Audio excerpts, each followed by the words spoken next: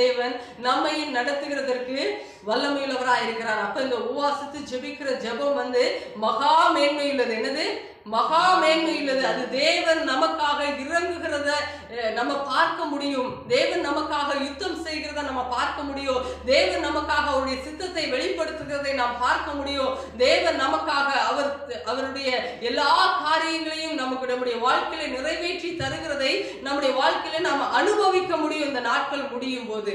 அப்ப இந்த உபவாச ஜெபம் மிகுந்த வல்லமை உள்ளது, மிகுந்த மேன்மை உள்ளது. இதை செய்யக்கூடாதபடிக்கு பிசாசு ஒருவேளை நம்முடைய சிந்தனைகளை இதை செய்யலாம்னா என்ன, நம்ம அதை செஞ்சுட்டா என்ன, ஒருவேளை நம்ம வேலையெல்லாம் செஞ்சுட்டு நம்ம கட்டாயமா உபவாசம் இருக்கணும்ன்றது கிடையாது. தேவன் நம்முடைய வாழ்க்கையில இடைப்படணும், அந்த பரிசுத்த ஆவியானவரின் நிறைவேறுதலை நம்ம பெற்றுக்கொள்ளணும். அப்படின்னா நாம் இந்த நாட்களில் உபவாசித்து ஜெபிக்க வேண்டியது அவசியமா இருக்கிறது. சத்துருவை ஜெயிக்கணும் அப்படின்னா, சத்துருவை மேற்கொள்ளணும்னா இயேசு கிறிஸ்து ஜெபித்தது போல அவனுடைய கிரியைகளை நம்முடைய சரீரத்துல அவன் நம்மளை உபத்திரவப்படுத்தினாலும், அவன் நம்மளை என்ன செஞ்சாலும் இயேசுவை என்ன செஞ்சாங்க? உபத்திரவப்படுத்துறாங்க. எல்லாவற்றையும் மேற்கொள்ளுகிற தேவ பலன் அந்த ஜெபத்துலதான் அவருக்கு வந்தது.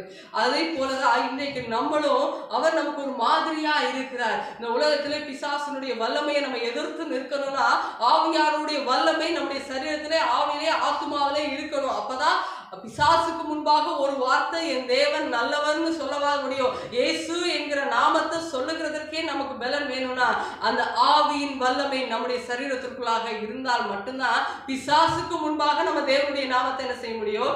சொல்ல முடியும். அப்ப நம்முடைய சரீரம் எவ்வளவு தேவ வல்லமையினாலே நிரப்பப்பட்டிருக்க வேண்டும், நம்முடைய ஆத்மா எப்படி தேவ வல்லமையாலே நிரப்பப்பட்டிருக்கணும். நம்ம எல்லாரும் ஒப்பு கொடுப்போம். ஆண்டவரை எங்களை நிரப்புங்க. ஆண்டவரை ஒருவேளை தேவ திட்டத்திற்கு கீழ்ப்படியாதபடிக்கு என் சரீரத்தை ஒடுக்க நான் மனமற்று இருந்திருப்பேமானால் எனக்கு மன்னிங்க ஆண்டவரே, எனக்கு மன்னிங்க ஆண்டவரே. நீர் விரும்புகிற ஒரு உபவாசத்தை செலுத்தும்படிக்கு, நீர் விரும்புகிற ஒரு தாழ்மையை இடத்திலே கொடுக்கும்படிக்கு தேவனே எனக்கு அனுக்கிரகம் பண்ணுங்க ஆண்டவரே. என்னை அனுக்குங்க.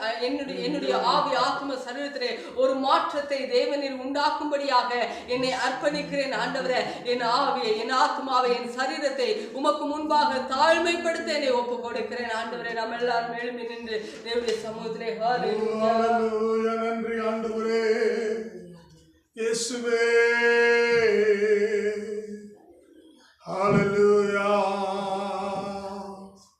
நன்றி தகப்பனே. எல்லாம் ஆண்டவரே மகிமைப்படுத்துவோம்.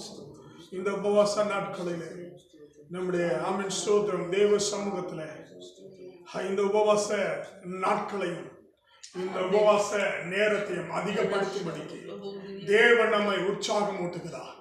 தேவன் நம்மை பலப்படுத்த